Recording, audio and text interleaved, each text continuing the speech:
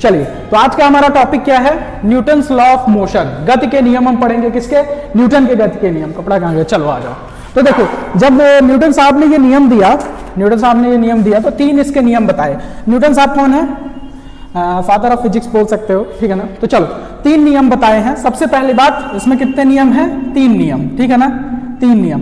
पहला नियम हमारे पास क्या कहता है? ध्यान से पढ़ेंगे, बिंदास होके पढ़ेंगे। पहला नियम देखिए, फर्स्ट नियम, पहला नियम क्या है? जड़त्व का नियम। जड़त्व का नियम, ठीक है ना, लिख लीजिए, जड़त्व का नियम, law of inertia. Law of inertia.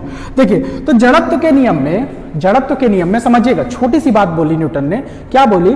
कि यदि कोई वस्तु गतिमान अवस्था में है, यदि कोई वस्तु स्थिर अवस्था में है, तो उस अवस्था में बने रहने के लिए कुछ ना कुछ मतलब क्या करती है, वो उसी अवस्था में बनी रहना चाहती है। सीधी सीधी कहने का मतलब, यदि कोई वस्तु गतिमान अवस्था में है तो वो गतिमान ही रहेगी, यदि कोई वस्तु स्थिर अवस्था में है तो स्थिर ही रहेगी, जब तक कि कोई एक्सटर्नल फोर्स अप्लाई ना किया जाए। तो सबसे पहला उन्होंने क्या बताया? जड़त्व का नियम। जैसे देखिए, जैसे ये बाल्टी है, हमारे पास बाल्टी है, इसमें क्या भरा हुआ है? पानी। इस पे क्या भरा है? पानी भरा है, ठीक है ना, पानी। अब जब इस बाल्टी को हम क्या करेंगे? स्थिर है, स्थिर जड़त्व है इसमें, तो जब हम इसमें बाह्य बल लगाएंगे तभी तो इसे खींच पाएंगे, लेकिन ये क्या करेगी? यहीं पे बने रहने की कोशिश करेगी। दूसरा, जैसे मान लीजिए ग्लास है, ये ग्लास है, इसमें पानी भरा हुआ है, ठीक है ना। यहां पे हमने क्या रख दिया? एक कागज। क्या रख दिया? एक कागज, ठीक है ना। कागज के ऊपर क्या रखा हुआ है? कागज बनाए देता हूं, कागज, ये लो कागज। यहां पे एक सिक्का रखा हुआ है। क्या? सिक्का। यहां से समझ आएगा, देखो सिक्का।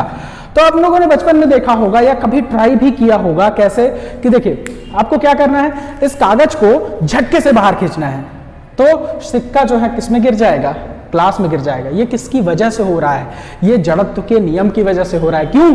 क्योंकि सिक्का स्थिर है, तो वो स्थिर ही रहना चाह रहा है, जबकि हमने कागज को क्या गतिमान बना दिया है, कागज को खींच लिया है, लेकिन स्थिति का जड़त्व, स्थिरता का जड़त्व अभी भी उसमें है। इसलिए सिक्का कहां? कागज को हटाते ही सिक्का कहां गिर जाएगा? सिक्का पानी में गिर जाएगा। ठीक है, बहुत छोटी सी बात थी। चलो, इसके बाद दूसरा जो नियम है, पहला नियम डेफिनेशन है, क्वेश्चन कैसे पूछा जाएगा। अगर आपको क्वेश्चन भी आता है तो इसमें नॉर्मल क्वेश्चन यही आएगा कि बताइए न्यूटन के गति का पहला नियम क्या है, तो आप क्या कहेंगे? लॉ ऑफ इनर्शिया, जड़त्व का नियम, ठीक है ना। चलिए दूसरा नियम देख लेते हैं। दूसरा नियम हमारे पास क्या है?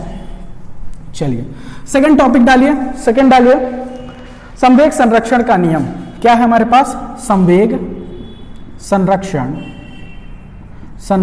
का नियम, ठीक है ना। संवेग संरक्षण का नियम, संवेग संरक्षण का नियम इंग्लिश में क्या लिखते हैं? लॉ ऑफ मोमेंटम कंजर्वेशन,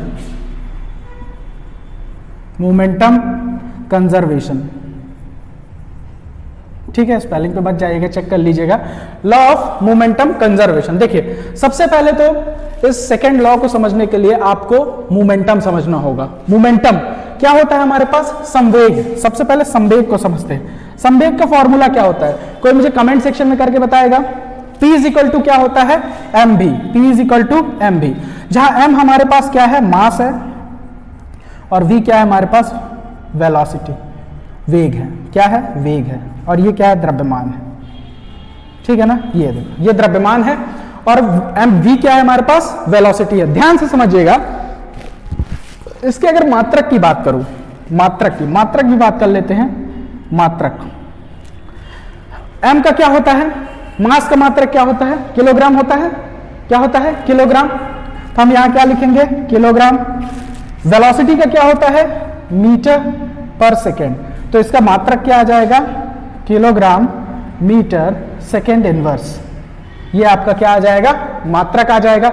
लिख लीजिए, बहुत इंपॉर्टेंट है ये। मात्रक आ जाएगा इस तरह से, ठीक है ना। मास का क्या होगा? किलोग्राम। वेलोसिटी का क्या होगा? मीटर पर सेकेंड। तो किलोग्राम मीटर पर सेकंड। लेकिन यहां पे थोड़ा सा मैं चेंज करना चाहता हूं, वो देखिएगा। मैंने क्या लिखा? किलोग्राम मीटर पर सेकंड, और मल्टीप्लाई मैंने कर दिया है ऊपर भी किससे? सेकंड से, सेकंड अपॉन सेकंड, ठीक है ना। अब देखिए ये क्या हो गया, यहां पे लिख लीजिए किलोग्राम मीटर पर सेकंड स्क्वायर इनटू सेकंड। ये देखिए यहां से आपको कुछ याद आ रहा है, ये फॉर्म किसकी बनती है? ये फॉर्म किसकी बनती है बताइए? चलिए ये क्या होता है हमारा न्यूटन, इसको हम क्या लिख सकते हैं न्यूटन। तो हमारे पास एक और आ गया क्या न्यूटन सेकेंड, ये भी आप इसका मात्रक लिख सकते हैं। बस थोड़ा सा मात्रक को क्या किया मॉडिफाई कर दिया। चलिए बिमीय सूत्र लिख लीजिए, इसका बिमीय सूत्र बता दीजिए, कोई मुझे बिमीय सूत्र बताएगा। बिमीय सूत्र लिख लीजिए, कहां लिख दूं, चलिए यहां पे लिख देता हूं बिमीय सूत्र। बिमीय सूत्र डायमेंशनल फॉर्मूला कैसे निकालेंगे। m क्या है हमारे पास द्रव्यमान, m क्या है हमारे पास द्रव्यमान, तो विमीय सूत्र क्या लिखेंगे हम, विमीय सूत्र m के लिए मास है द्रव्यमान है तो हम क्या लिखेंगे m, ठीक है ना। वेलोसिटी, वेलोसिटी क्या होता है वेलोसिटी का, वेलोसिटी अभी देखा है मीटर पर सेकेंड, मीटर पर सेकेंड, तो वेलोसिटी हमारी क्या होती है मीटर पर सेकेंड।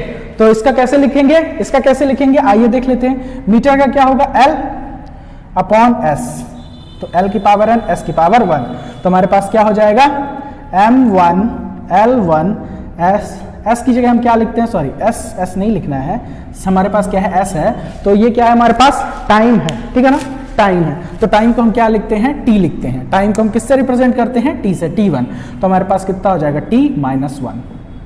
ये आपके पास क्या आ गया डायमेंशनल फॉर्मूला, ठीक है ना। एक बार फिर देख लेंगे, फिर देखेंगे एक बार अच्छे से समझेंगे। संवेग संरक्षण का नियम समझने से पहले हमने समझा क्या संवेग, संवेग क्या है mass into velocity, mass into velocity, ठीक है ना। मास का अगर मात्रक देखें तो किसमें होता है किलोग्राम, और वेलोसिटी मीटर पर सेकंड, तो किलोग्राम मीटर पर सेकंड इनवर्स, ठीक है ना। अब देखिए बिमीय सूत्र कैसे निकालते हैं, बिमीय सूत्र m को क्या है हमारे पास मास, तो इसको हम किससे रिप्रेजेंट करते हैं कैपिटल M1, ठीक है ना।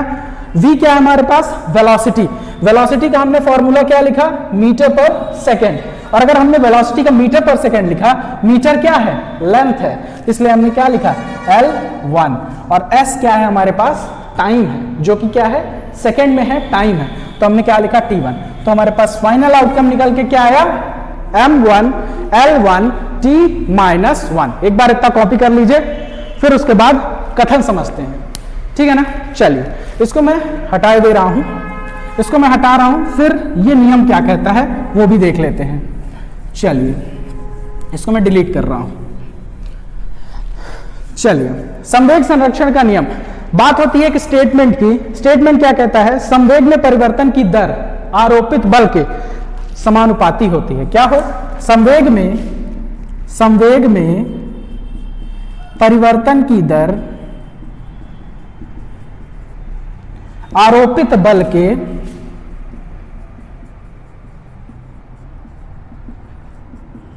समानुपाती होती है।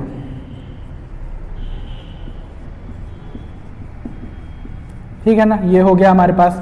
क्या है दूसरा नियम संवेग संरक्षण का नियम, मोमेंटम, ठीक है ना, मोमेंटम कंजर्वेशन। संवेग में परिवर्तन की दर, ठीक है ना, आरोपित बल के समानुपाती होती है। मतलब कहने का मतलब संवेग में परिवर्तन की जो दर है, तो संवेग हमारे पास क्या है p है ना।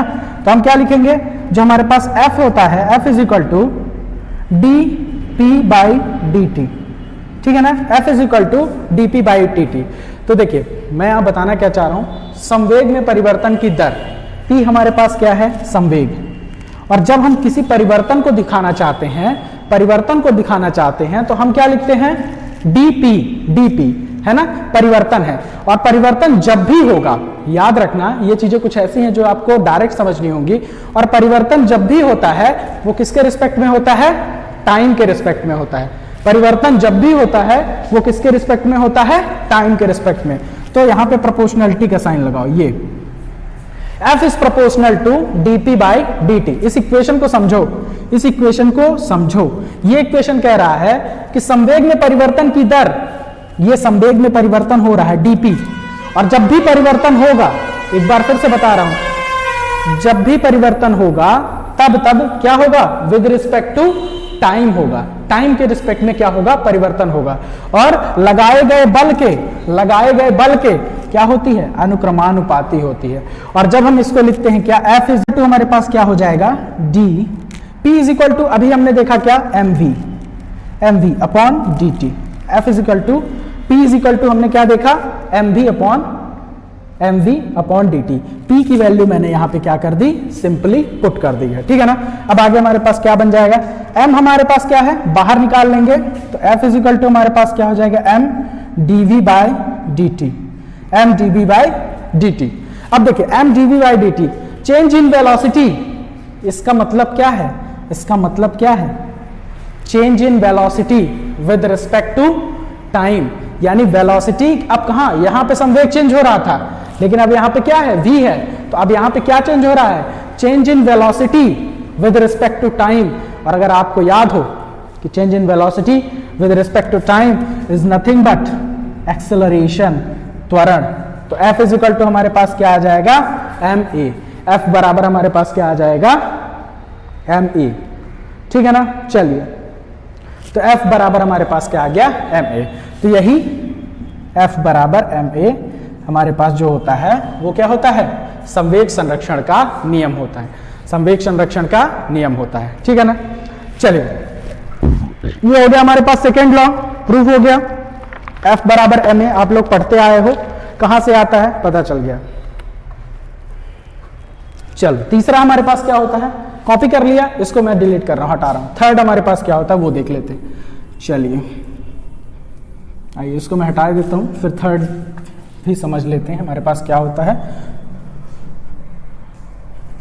चलिए, थर्ड लॉ हमारे पास क्या होता है, एक्शन रिएक्शन, ठीक है ना। लॉ ऑफ एक्शन रिएक्शन, क्रिया प्रतिक्रिया, क्रिया प्रतिक्रिया, ठीक है ना।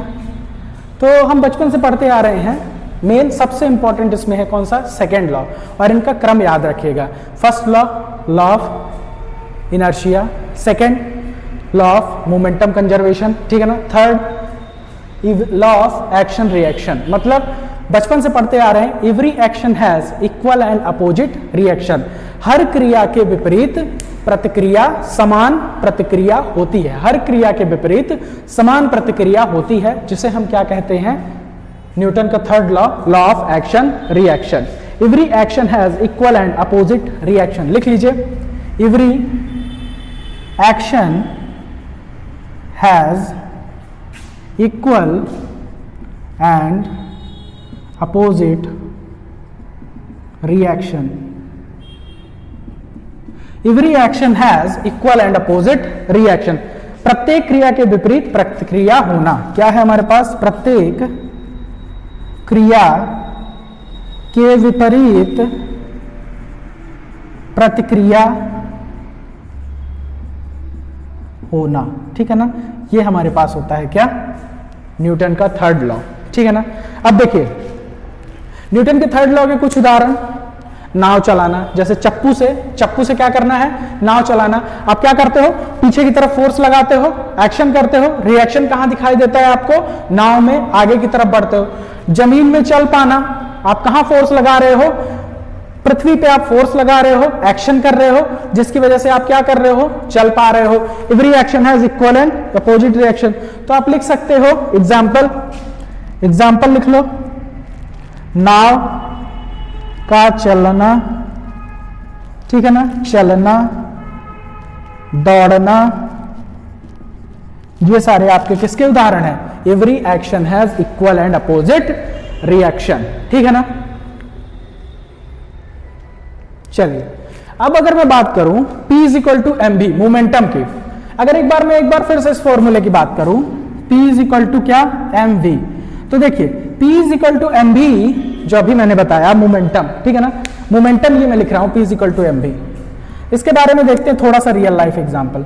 आपने कभी बॉलर, क्रिकेट में बॉलर को बॉलिंग करते हुए देखा है, वो क्या करता है, बहुत मतलब दूर से क्या करता है, दौड़ते हुए आता है और वो क्या करता है, मोमेंटम जनरेट करता है, क्या करता है, मोमेंटम जनरेट करता है, ठीक है ना।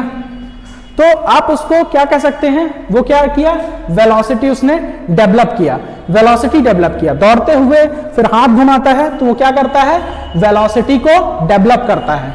तो ये उदाहरण होता है क्या हमारे पास, मोमेंटम का कह सकते हो आप, ये हमारे पास क्या होता है, बेस्ट एग्जांपल होता है। और आप किसी भी खेल में देख लो, चाहे फुटबॉल देख लो, फुटबॉल को किक करने के लिए आप पहले क्या करते हो, पैर को पीछे करते हो, फिर उसके बाद आप वेलोसिटी डेवलप करते हो, फिर उसके बाद किक करते हो, तो आपको क्या मिलता है, मोमेंटम मिलता है, ठीक है ना। कराटे का खिलाड़ी क्या देखे, कराटे का खिलाड़ी आपको क्या पंच करता है, या बॉक्सिंग का खिलाड़ी भी जब आपको पंच करता है तो डायरेक्ट ऐसे नहीं, वो थोड़ा हाथ को क्या करता है, पीछे लेके जाता है और यहां से वो क्या वेलोसिटी को जनरेट करता है और मास को क्या करता है, ट्रांसफर करके मोमेंटम बनाता है अपना, ठीक है ना। मोमेंटम के कुछ छोटे छोटे उदाहरण हैं जो आपको याद रखने रियल लाइफ एग्जांपल में, ठीक है। तो चलिए ये हमारा टॉपिक यहीं पे समाप्त होता है। देखिए हम छोटे छोटे टॉपिक ले रहे हैं, आपको सिर्फ क्या करना है, नोट्स बनाते जाना है। तो इसमें इंपॉर्टेंट क्या क्या है वो लिख लीजिए। Important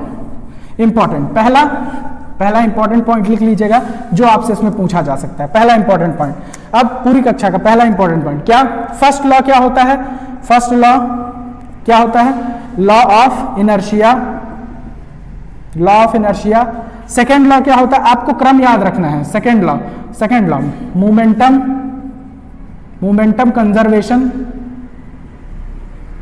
conservation. थर्ड लॉ क्या होता है, थर्ड लॉ एक्शन रिएक्शन। ये आपके शॉर्ट नोट्स में जाना चाहिए। फिर आपने क्या पढ़ा, P इक्वल टू क्या होता है, mv, ये आपको याद रखना है। ये कहां पे याद रखना है, ये यहां पे नोट्स बनानी है, यहां पे P इक्वल टू क्या होता है, mv। ये हमारे यहां से क्या होता है, मोमेंटम कंजर्वेशन, यहीं से आता है। P इक्वल टू, पहले हमने मोमेंटम कंजर्वेशन समझा, मोमेंटम कंजर्वेशन। फिर उसके बाद F बराबर ma, मास इंटू एक्सेलरेशन, ये सेकेंड लॉ हुआ, ठीक है ना। F बराबर ma, ठीक है, बन जाएगा F बराबर ma। तो ये आपका पूरी क्लास का ये शॉर्ट नोट्स पे जाना चाहिए, आप लोगों को ये सारी बातें पता होनी चाहिए। न्यूटन कौन है, फादर ऑफ फिजिक्स, पिता कहे जाते हैं, पिता फिजिक्स के, ठीक है ना, फिजिक्स के पिता, ठीक है ना, फिजिक्स के पिता कहे जाते हैं न्यूटन, ठीक है ना।